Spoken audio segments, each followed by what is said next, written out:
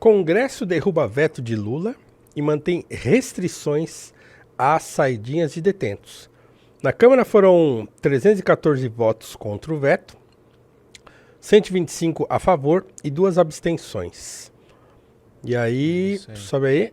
No Senado foram 52 votos contra, 11 a favor e 1 abstenção. Acho que a gente até comentou outro dia aqui. Você tem outra aí pra gente ler? Não, essa é a matéria do... Tá. Então vai lá. Bora lá. Bota na tela. Congresso derruba veto de Lula e mantém restrição à saidinha, certo? Que era a chamada lá. Petista excluiu o trecho que retirava a possibilidade de os presos deixarem os presídios para visitar a família. Visitar a família. Família, isso. Sobe aí.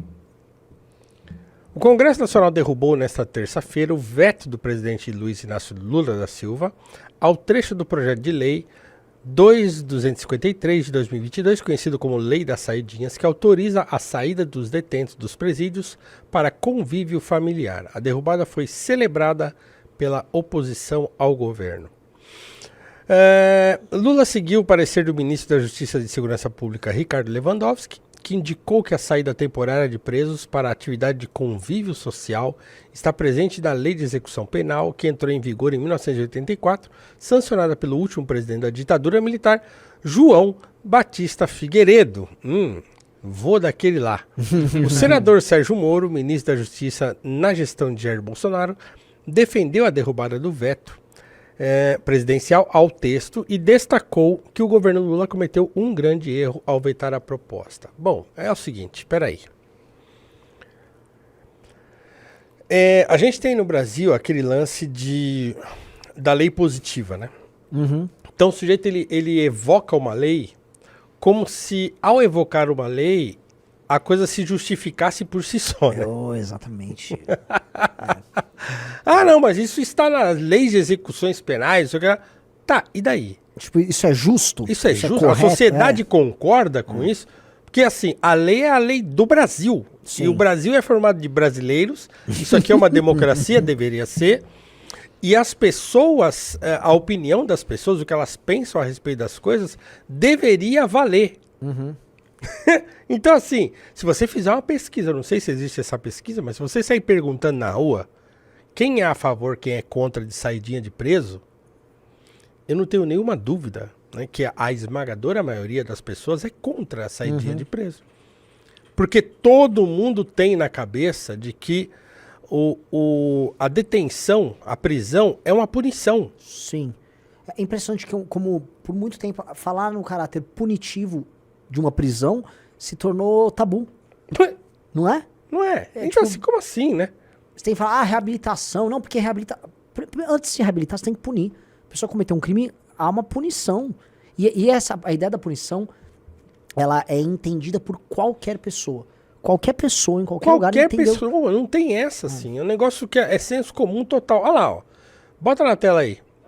Olha lá, a maioria da população é contra a saidinha de presos, mostra a pesquisa CNT e MDA. Para 77,4%, as saidinhas temporárias de presos do sistema prisional devem ser proibidas. Vetos de Lula ao projeto, que coloca fim ao benefício, ainda não foram analisados pelo... Bom, então isso é anterior ao que já aconteceu. Sim. 7 de maio de... Então veja, 77,4%, estou para dizer que é mais do que isso até. Então, as pessoas, elas sabem o que é uma prisão. Uma prisão é o lugar onde você vai pagar por um delito. Você vai ser punido. Não que você vai ser torturado, que você vai ser maltratado, mas é assim, a restrição da liberdade é essencialmente a punição que você vai sofrer, meu Deus. Então assim, é restrição da liberdade pero no mucho. Não, bom comportamento. Não, ele já teve um mau comportamento antes. Tem essa de bom comportamento agora. É claro, o sujeito entra na cadeia e vira um santinho. Entendeu? Mas assim, esse papo de não, porque ele entrou e agora aqui dentro ele é bem comportado, então ele merece sair pra visitar a família e tal. Esse cara, às vezes, ele foi pro crime porque ele não tava nem aí com a família. Sim. Porque ele não tá nem aí com a mãe. Quantas mães não ficam desesperadas com os filhos? Mãe crente que mora em favela, que vai pra igreja pedir a Deus pra tirar o filho dela do crime, do tráfico. Cara, e aqueles vídeos, tem aos montes do pai que descobre que o filho é ladrão, aí na frente da polícia o pai dá uma surra no filho. Fala, pode levar, não vou Pode fazer levar. nada, entendeu? Não quero nem saber e tal. Então, assim, quantos e quantas pessoas cometem crimes e não só contra a vontade da família, porque quase sempre é contra a vontade da família, mas assim, a família sabendo que ele tá cometendo crime e ele não tá nem aí.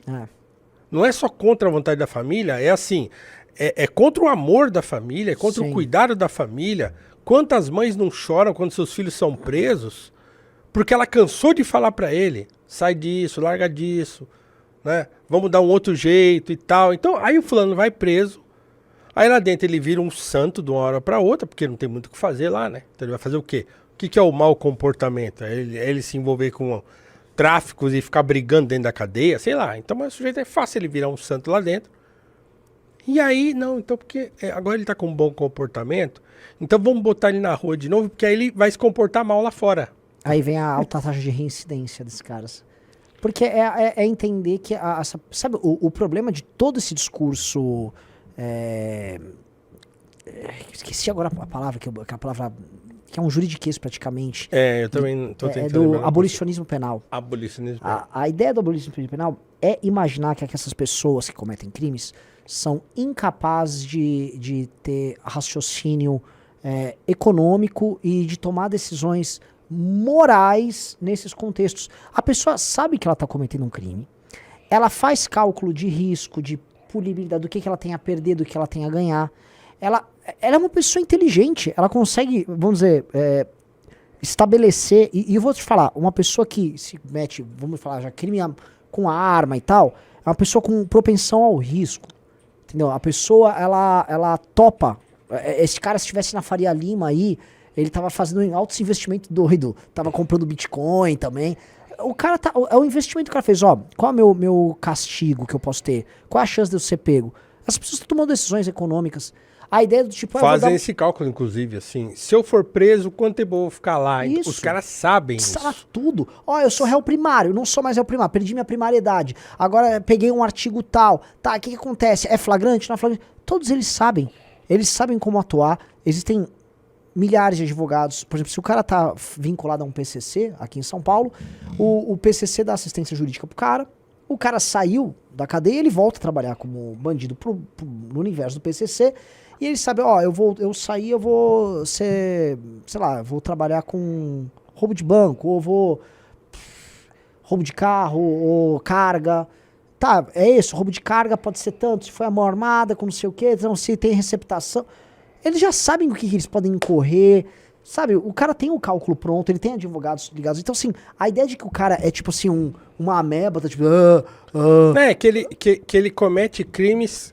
porque a sociedade o empurrou para a criminalidade. Sim. Esse é a coisa russoniana do abolicionismo penal, de achar que o indivíduo é bom, mas é a sociedade que o corrompe. Então ele vai para a criminalidade porque a sociedade, por não dar a ele a oportunidade dele trabalhar dignamente, ele vai para o crime. E isso não é verdade. Assim. Na imensa maioria dos casos, a pessoa escolhe. Por quê? Pelo risco. Porque é fácil, porque a pessoa, ela pode ser que ela meio na empolgação vá a primeira vez, e ela viu que deu certo, ela vai de novo.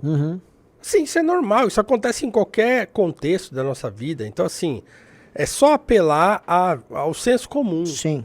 As pessoas vão apostar nesse risco, se na primeira tentativa der certo. Deu certo, dificilmente ela não vai fazer de novo. Então, assim, esse papo de que não... Ô, Gabriel, seja bem-vindo aí. Bem-vindo, Gabriel. O primeiro aqui, ó. Faltam 13. Faltam 13 para eu ganhar um Air Jordan. Então, da onde vem isso, né? Então, quer dizer, é um pensamento que nasce na academia e que vai depois entrar dentro do nosso ordenamento jurídico. Isso é uma loucura, né? Isso é uma loucura. Você achar que as leis não devem demandar das necessidades da própria sociedade. Uma democracia deveria ser isso. E não outra coisa. Né? E não lá os ministros do Supremo achando tá vendo, que... Né? O que aconteceu? Aqui, ó. O governo prevê judicialização da saidinha no STF. Pronto, é o que você ia falar. Pronto. Agora, assim, olha só. Paulo, como é que é o rito? Passou um projeto na Câmara dos Deputados e ele passa no Senado. Ou seja, a Câmara dos Deputados e o Senado passam um projeto que acaba com a saidinha. Isso saiu do Congresso Nacional. Votação, cumprindo todos os ritos formais e requisitos necessários para o projeto estar aprovado. O que precisa? Da sanção presidencial. Foi para a mão do Lula. O Lula vetou o artigo da saidinha. Tirou a saidinha. Volta para o Congresso, volta para a Câmara. Na Câmara, para você derrubar um veto presidencial, é maioria, não é nem qualificada, é maioria absoluta. Você precisa de coisa de 3/5 dos votos. Ou seja, é muito voto. É tipo assim, você precisa de... foram 314 votos. É muito mais do que 50%. É quórum de PEC. É a mesma coisa de PEC. É quórum de alteração constitucional. Porque assim, se o presidente vetou, é uma coisa muito grave. O presidente vetou. Para você derrubar o veto do presidente, é que assim, a gente quer... É necessário passar isso. Então o Congresso se junta, né? A Câmara dos Deputados se junta e fala, pronto, tá derrubado. É um desrespeito o STF pegar e falar, não. Mesmo com esse quase consenso no parlamento, vejo que isso é... Eu acho muito difícil derrubar o veto por uma razão. Quando houve... A gente até discutiu aqui o caso da demarcação de terras indígenas. Sim. Do marco temporal. Marco temporal. Passou na Câmara, passou no Senado, foi pro Lula vetou, e aí voltou pro Congresso, o Congresso, derrubou com aquele quórum. E beleza, derrubaram o veto, e o STF até agora não mexeu naquilo. O STF não teve coragem, porque, vou arrumar briga. É muito tapa na cara do Legislativo. Então, não sei, o que você acha? Eu acho que eles não vão judicializar, eu acho que eles não vão, acho que o STF não vai se meter nisso também. Mesmo porque eu tenho pra mim que um cara como Alexandre de Moraes, por exemplo, que vem desse universo da segurança pública, talvez ele não seja muito favorável à saidinha. Ele não é favorável à saidinha. Pois é. Então, assim, eu não sei quem lá é a favor disso, né? Então eu não sei. Sinceramente, eu acho que não. Eu acho que eles não vão se meter nisso. Mas é o que você está falando. Mas é uma coisa absolutamente antidemocrática se isso acontecer. Então, é antidemocrático. É um poder se sobrepondo ao outro. Dentro de um jogo democrático. O STF não tinha que se meter nisso. Não tinha que se meter. Acabou. Rolou lá o jogo do parlamento como tem que acontecer. Acabou. Quem venceu, venceu. Sim. Entendeu? E passa para outra. É bom, é ruim, mas é a população que escolheu através de seus representantes. É isso. Deveria ser. Sim. Então, é dureza que tem que toda vez ficar esse negócio, essa preocupação de saber se o Congresso vai respeitar, se o STF vai respeitar a decisão do Congresso ou não. Agora tem um outro projeto que também foi derrubado. Esse eu não acreditava que fosse derrubar o veto. Que é esse que o Drax está colocando aí, que é Congresso derruba veto de Lula e proíbe o uso de verbas públicas para aborto e mudança de sexo. Porque o que acontece? A lei brasileira não prevê o direito a você fazer o aborto no SUS, fora daqueles 3 casos que existe, que é feto anencéfalo, caso de estupro e risco de vida da mãe. Da mãe. Não há uma previsão para você poder fazer em outros casos aborto, tampouco uma previsão, olha, o equipamento público de saúde deve fazer cirurgias para mudança de sexo. Não tem. Então algumas secretarias de saúde e o próprio Ministério da Saúde soltam uma portaria, um negócio aqui, eles vão ver, é o famoso vai que cola. E aí há um projeto, cara, e assim, é estranho eu falar isso, que se não me engano é do Eduardo Bolsonaro, que foi bem feito. E olha só, eu falando do Eduardo Bolsonaro, que ele proíbe o uso de verba pública para essas atividades e mais algumas outras. O projeto passou e o Lula vetou e agora foi derrubado esse veto, que é um veto de caráter muito ideológico, é um recado muito ideológico da Câmara. Falando com o Kim comentou, obviamente que o Centrão não votou nisso porque ele está preocupado com o pronome neutro. Tá todo mundo passando recado pro Lula. Então, assim, essa aqui foi uma oportunidade de deixarem muito claro pro Lula, esse governo tá indo para um caminho horrível. Outra coisa, o governo ficar enchendo o saco dos parlamentares, para os parlamentares entregarem aumento de imposto. Porque tudo que o Lula fica pedindo o tempo todo pro Congresso votar é aumento de imposto. E o Congresso não é suicida. tá? É uma emenda, tá na tela? É uma emenda do Eduardo Bolsonaro mesmo, Ah, na tá. Comissão de Orçamento. Então, É isso aí. o que acontece? O parlamento basicamente já tem o orçamento secreto dele, né? Então eles já estão recebendo sem precisar aderir ao governo. O parlamento tá quieto, tem os negócios deles com Lira, e aí vem o Lula e fica enchendo o saco, pressionando eles a fazer enfim, em geral, votar a favor de aumento de imposto. E é sempre esse tipo de votação que é encheção de saco. Aí eles, não, beleza, vamos dar uma naba neles. E aí é só duas coisas interessantes. Eles votaram uma taxação parcial naquelas comprinhas, né, gringas lá, de 20%, se eu não me engano. Sim. Então eles entregaram o negócio pro governo. Nas outras matérias eles passaram o facão. Naturalmente, para abafar o negócio da Shein, eles botaram um tema que envolve segurança pública e outro que envolve aborto, para virar um bololô ideológico e abafar. Só que o que eles estão avisando? Governo, eu entreguei, tá? Só para te avisar, eu entreguei o que você me pediu. Estão falando que o Lula vai vetar a taxação. Ah, é? É. Tem Será? um. Que a Janja falou que o Lula ia vetar. Ele mesmo falou, né, Renan? Eu vou achar aqui o trecho que ele fala, que É seria mesmo? inaceitável. Ele Mas- vai encarar? Mas ele falou que ia taxar aquele projeto antigo, né? Que não foi o que passou. O que passou foi o de 20%, né? Que na verdade não é 20%. Pera aí. É 20%, né? Ali. Não, é por causa do ICMS também. Ah, Incide. tá. E aí ele, em resumo, tá? O Lula Haddad ficou com uma situação ridícula porque basicamente, Shein e Shopee, Lula vetará a taxação se for aprovada, diz líder do governo. Ou seja, o líder do próprio governo pega um projeto que vem do governo, aprova na Câmara dos Deputados, e aí o Lula, não, fica tranquilo, todo o seu trabalho é pra eu vetar isso no fim. Porque o Lula precisa, por conta da Janja, fazer essas demonstrações públicas de... É um jogo, um mero jogo de popularidade e impopularidade. E Não tem a ver com as pessoas, não tem a ver com a população, não tem a ver com o mais pobre, não tem a ver com nada. Tem a ver com popularidade e impopularidade. E é um troço, assim, se a gente olhar, é um troço realmente ridículo. Essa história, ela é profundamente ridícula. E tá terminando essa história muito mal. E aí fica uma coisa que eu vi um artigo do Antagonista hoje, né, uma notinha do Antagonista, que eu acho que vale a pena a gente, em cima dela, a gente tratar. Que é o seguinte, aquela história, não, o Lula é experiente, o Lula é bom de negociação com o Congresso. O Lula tá há 1 ano e meio tomando uma taca do Congresso.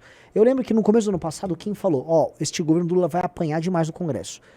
Só que aí, de março até julho de 2023, o governo arrumou e até passou a tributária. Uhum. Aí o Lula tá virando o jogo. Só que do fim do ano passado pra agora, o governo se perdeu. E entra aí um outro elemento, o governo só manda bucha pro Congresso. O Congresso não tá ganhando nada com essa história de Lula. E o Lula lentamente vem perdendo popularidade. Não nem falar que é um soft landing, assim, porque não ainda chegou a ser um landing. É um lento derretimento. Sabe? É como uma depreciação, assim, no patrimônio político dele, lenta e gradual. Não é abrupta, e eu acho que por enquanto não tem nenhum motivo para ser abrupto. Mas que é meio desesperador para ele, porque é algo que ele não consegue parar. É uma coisa meio quase que sistêmica. E que ele nem sabe lidar com isso. Isso. Então, o problema, acho que maior é isso. É assim, a falta de ele não saber lidar com isso, com queda de popularidade, com o fato dele não conseguir, dele não ser, de fato, esse campeão mundial de conciliação, como as pessoas gostam de dizer, os próprios esquerdistas falam isso, né, que o Lula é um campeão de conciliação, porque ele não é propriamente um cara de ruptura e não sei o que, tal. Então, esse mito vai caindo por terra, e ele não sabe lidar com isso. Ele só sabe ser aquele cara que o Barack Obama bateu nas costas e falou, that's my man, esse cara aí e tal, né, vou tomar uma cachaça e não sei o que, vou resolver o negócio. Aí ele começou a falar isso lá no contexto da guerra, né, da Ucrânia, vamos sentar, tomar uma cachaça, vamos resolver e tal. Aí, ficou 1 ano tentando fazer esse joguinho e o troço não rolou, né? Não rolou, então acho que agora ele começou a entender assim, cara, não tá funcionando, né? Ninguém tá achando graça. Porque não é mais, o clima não é aquele clima engraçado de até 2008. Você lembra, assim, Paulo, aquela época, assim, de fato o Brasil tava crescendo. Não estou aqui falando que o modelo de crescimento era bom, porque deu merda depois, mas tava crescendo, as pessoas estavam ganhando mais dinheiro. A sensação era boa, né? A China crescia, os Estados Unidos cresciam, todo mundo inteiro crescia, até a crise de 2008. E o Lula, o mundo, assim, se o Lula aparecesse lá, tava todo mundo crescendo, O Lula parecia assim, cachaça, tudo é cachaça, meu. Tá todo mundo bem, né? Não tinha guerra, tinha nada. A única que tem guerra no Afeganistão, no Iraque, era só os Estados Unidos. Tá tudo bem. Agora, um mundo completamente novo. E aí ele chega assim, cachaça, galera. Cala a boca aí, meu. Tira o bêbado aqui, tem um bêbado enchendo o saco, sabe? Tipo, imagina o Putin russo, né? Ô Zelensky, eu sei que a gente tem essas diferenças, mas tipo, tira esse bêbado aqui do meio, sabe? Tira se quiser cachaça aqui, enchendo o saco. Assim, é isso. Então, se ele virou um inconveniente, tanto é que ele nem tá mais muito circulando por aí. Ele tá só agora restringindo as suas incursões no Sul Global. Sul Global, Ele tá só... Vou dar um rolê ali no Sul Global, né? Pra ver se ele mantém essa aura de ser um cara que todo mundo gosta entre os puxa-sacos aqui do entorno do Brasil. Porque todo mundo depende disso aqui, né? Uhum. Então, não tá colando, né? Então, acho que ele não sabe lidar com isso, e por isso que ele tá nessa coisa. E a Janja, que é uma aventureira nessa coisa toda, que não tem habilidade política nenhuma, né? Que a única coisa que ela pensa é naquele ambiente da internet, da lacração e não sei o quê. Então ela não sabe pensar governo, né? Então isso tudo vai ficando muito ruim, né? Sim. Então aquele negócio. Então, ontem até eu fiz story lá, né? Ela falando da Choquei. Não, porque a taxação vai separar as empresas. Então assim, a primeira-dama não tinha nem que se meter nisso. Então assim, ela se meteu nisso. O tweet dela virou meme. Né? Deu tudo errado e, claro, não vai acontecer nada com ela, porque, afinal de contas, ela nem cargo tem. Então, isso é muito louco. Ela é uma primeira-dama que é meio que ela é secretária-geral. Ela faz o papel de secretário-geral da presidência. Ela não tem cargo, não tem punição nenhuma a qualquer absurdo que ela faz, porque ela não tem cargo nenhum. Você vai punir como? Né? Então, como é que você vai proibir a Janja de ficar lacrando na internet, de tirar foto fingindo que tá triste por causa do cachorrinho, de fazer filme passando mantimento pro Rio Grande do Sul, ela com aquela cara de deslumbre. Então aquilo lá não tem nenhum custo pra ela, porque ela não tem nada a perder.